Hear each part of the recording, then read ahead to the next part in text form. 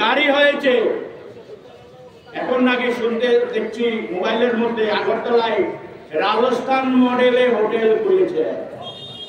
কোথায় পান এত টাকা? আগে কোথায় ছিল? আমি সাবরুম বাজারে ব্যবসায়ী বন্ধুদের কাছে অনুরোধ করব, সাবরুম বাজারের নাগরিকদের কাছে অনুরোধ করব, কি ছিল ওনার আর কি হয়েছে এটা আমাদের বলতে হবে না। সাবরুমে সবাই চেনে। 11টা 12টা জায়গা কিনেছেন, রাজস্থান মডেলে নতুন করে হোটেল তৈরি করেছেন। আমাদের তথ্য সাংস্কৃতিক মন্ত্রী গিয়ে সেখানে উদ্বোধন করেন আগরতলায়।